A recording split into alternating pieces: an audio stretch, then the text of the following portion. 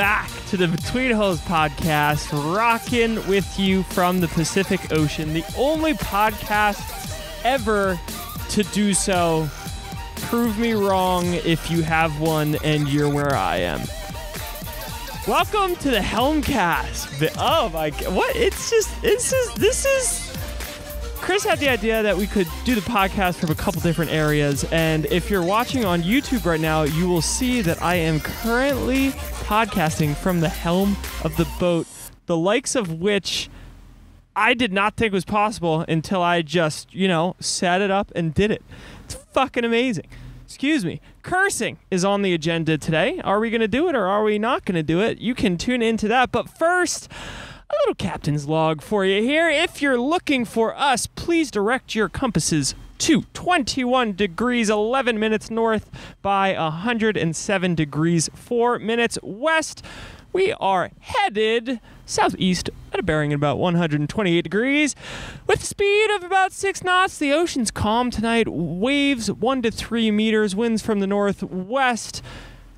There's about 74 nautical miles we have to go until we get to Puerto Vallarta.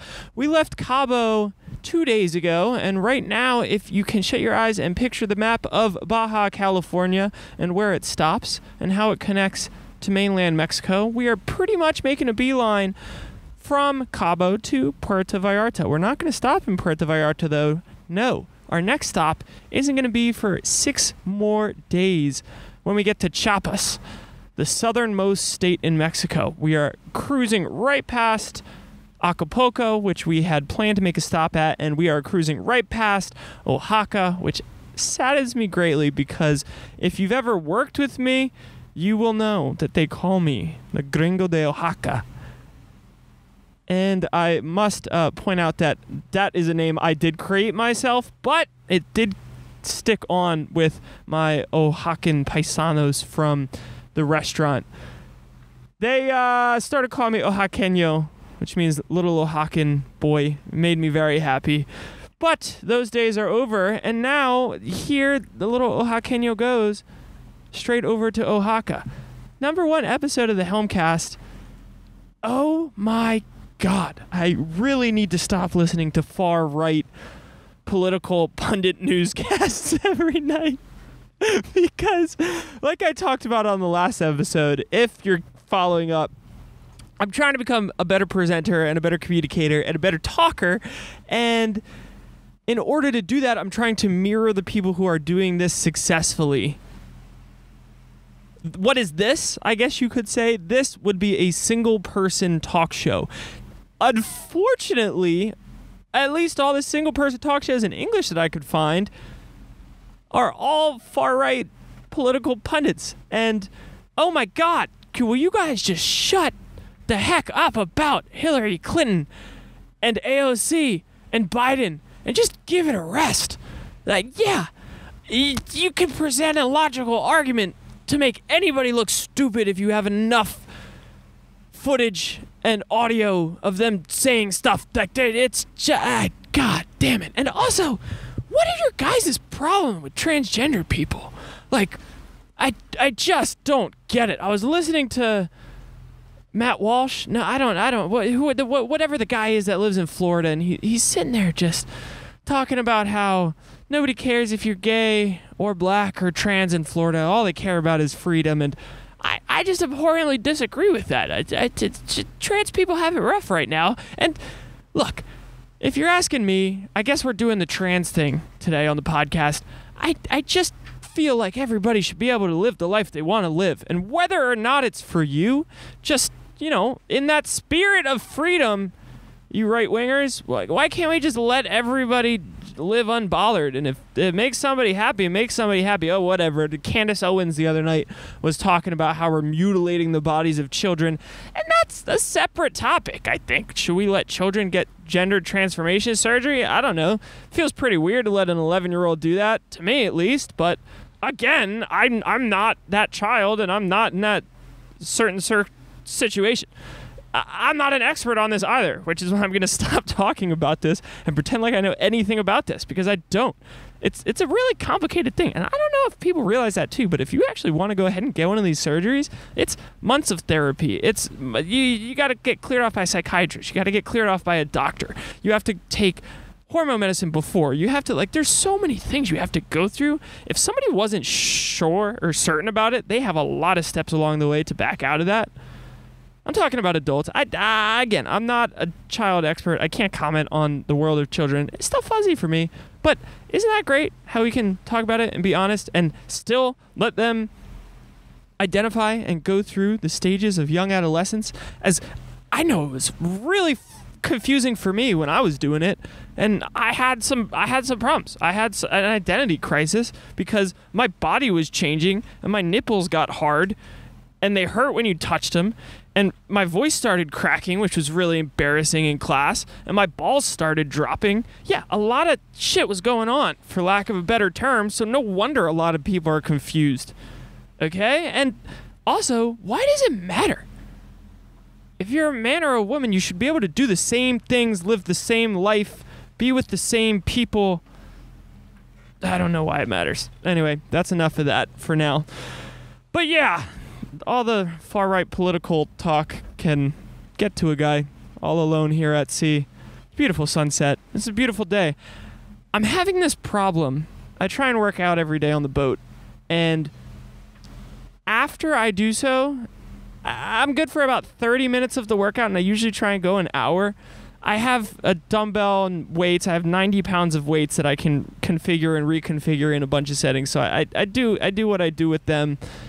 But I always get really nauseous, and I feel like poopy right after I finish my workout every day for about 3 or 4 hours. And I realized that last night I was in a foul mood on my watch because I have been working out directly before my watch, which it just makes me get a little I mean, anybody who has exercised before knows after a strenuous workout, you can feel lightheaded, dizzy, tired, lethargic, just kind of yucky, not 100% as a person. And I guess that combined with the roly-poly of the waves gets me feeling extra shady. I'm trying to work a way around that. Like today, for example, the other day I was doing this circuit where I would do 20 squats, 10 push-ups, and 30 crunches, 30 ab exercises, whatever it was, and I went back and forth. So I did 10 times. So it was 100 push-ups, 200 squats, and 300 ab exercises. I had the weights making it harder for me too, and all that up and down and back and forth on the boat really made me feel terrible. So today I kind of segmented it out, and I did all of my squats. I did isometric holds, 10 times 30, and then I did hanging core, and then I did 200 reps of the bench press with the weights on, and it felt better. What all of this to say, when the next time you're trying to write your workouts on the ocean, you can learn from my past mistakes. It felt better not having up and down and roly-poly, and also the waves were a little bit calmer, as they usually are in the morning. So I'm going to try it again tomorrow morning. And the other thing I liked about that was I had the chance to go just lay down and sleep for 2 hours after I did that, and it made me feel a little bit less questionable. Working out on the boat, I mean, how great would it be to roll up to Miami in a month and a half from now looking like a 10? I mean, that's kind of the goal here. So I'm going to keep trying to do it, but at a certain point, if it makes me feel as bad as it's made me feel, it's going to be another conversation that we're going to have together right here live on the Between Holes podcast. If you are live streaming along with us today, good on you, mate. Tell me how you found the feed. I think what we're going to have to do once these live streams become a little bit more concurrent is set a standard time, set time of day where we podcast every day and post about it on our socials and whatever. If there's a time of day that works for you, why don't you send us a little DM on YouTube at Between Holes, Instagram Between Holes, email betweenholes@gmail.com, or you can contact us directly via the radio if you're within range. We monitor channels 16 and 9 every day. We've been getting messages from all the Mexican fishermen out there. Hola, amigos. Estoy bien. Gracias para la pregunta. Let's talk about cursing for a second.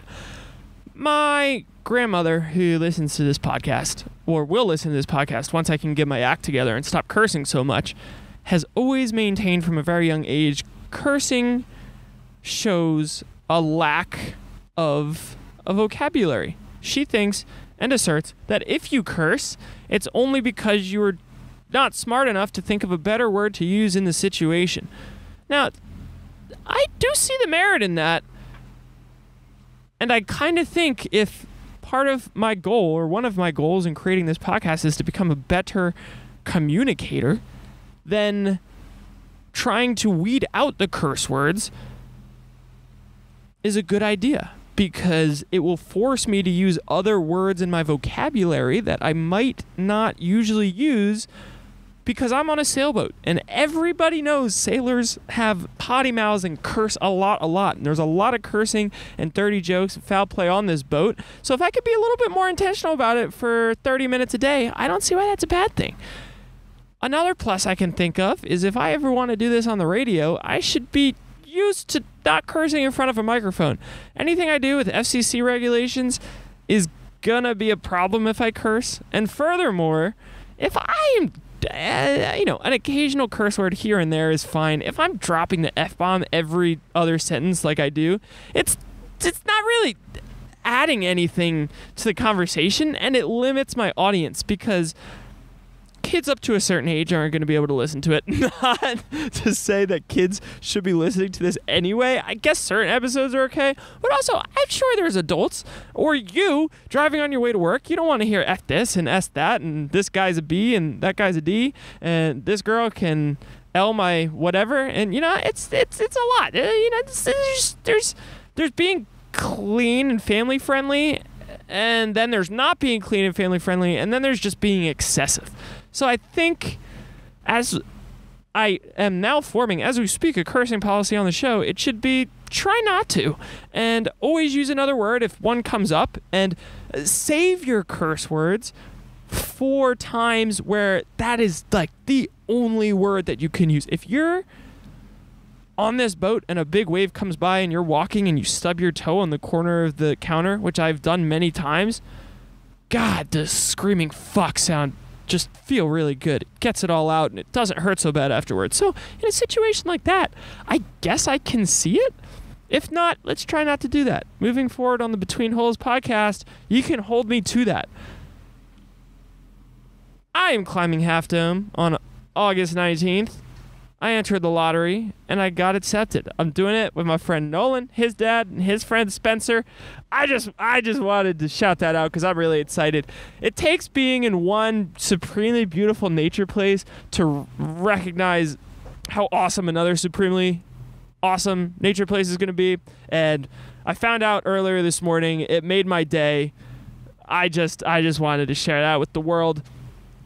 Continuing along, as you can see, I've actually done some preparation for the show. If you're watching on YouTube, again, you can find all of these episodes on YouTube, in addition to Apple Podcasts, Spotify, Google, Amazon, iHeartRadio, wherever. I mean, we're everywhere, and we're on YouTube, which has been pretty interesting to set up, and I think it does add something. Even if you're not watching me, like a little dirty voyeur that you are, for the whole show, at least pull it up in the background. I mean, check it out. To see where I am right now with the sun setting behind me over a wide open ocean. There's not a piece of land in sight. There's not another boat in sight. The only thing I can see in the distance, which is really cool, are fly fish, which apparently happen when you get south here, and it just looks like somebody's skipping rocks over the ocean eternally. It's all. If you have not checked out the YouTube feed yet, especially for this episode on the Helmcast, I would recommend you do this. That's right. I, again, am on the helm. This is where we steer the boat from. You can see the steering wheel right here. I have a full panel of navigational equipment. I'm going to upload a behind the scenes to the Instagram page and the TikTok page so you can check out and see what my setup is with a little bit Anyway, that's a super long-winded way of saying, as you can see, I've done some preparation for today's show. I don't want to just ramble like I have been now for, let's see here. 15 minutes already. I want to keep it more pointed, and in doing so, I haven't even started talking about Cabo yet. Really, the only thing we've talked about today is how awesome it is. It's been a circle jerk, and then we talked about cursing for a little bit, did a captain's log. Let's get to Cabo on the next episode. Why do we gotta rush things? I'm sure you're getting tired of hearing me talk anyway. One thing that I do want to talk about, though, before we stop is the worst possible location on your body to get a sunburn. I think now, as I have just experienced it, on the tops of your toes is pretty horrendous. It hurts a lot. I just forgot the golden rule, which is that if the sun can see it, it needs sunscreen.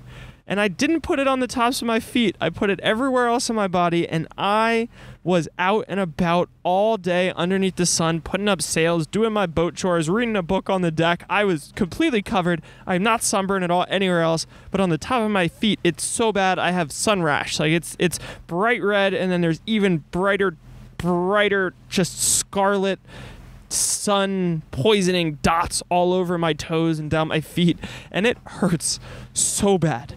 Every single time I take a step and my toes flex, I can feel it. When I'm lying in bed at night, I need to keep my feet outside of the blankets because they just radiate heat. I've been sunburned really bad all over my body.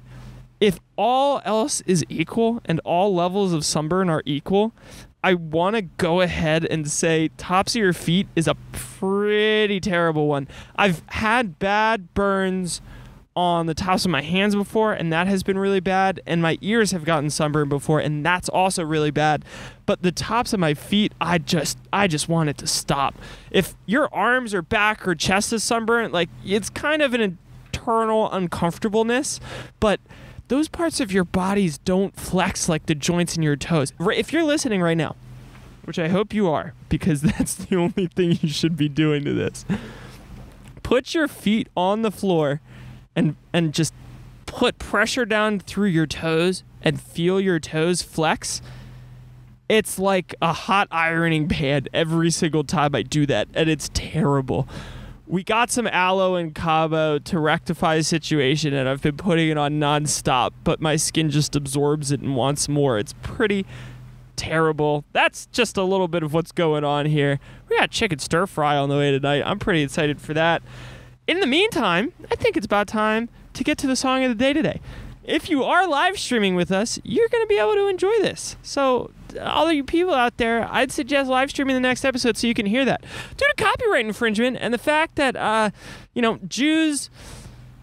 Jews have nothing to do with this. I don't want to get sued, and I do hope to monetize this one day. If I do, this is going to be a problem. So, the song of the day today is going to be One Drop by Bob Marley and the Wailers. It's an amazing little tune. I don't know why we picked it for today. It just feels right. A little bit more after, but for now, on the live stream from the Pacific Ocean, this is One Drop by Bob Marley.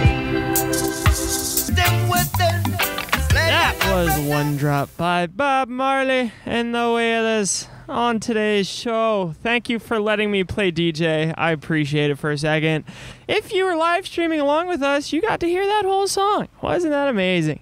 Sit back for a minute and just look it out in the ocean and relax. If you weren't live streaming, man, I'm about done talking. Just go listen to the thing. It's a great song. Just try and relax and put yourself in my seat, somewhere out in the middle of the Pacific. Until tomorrow, I'm Robby. This was the Between Holes podcast. Peace.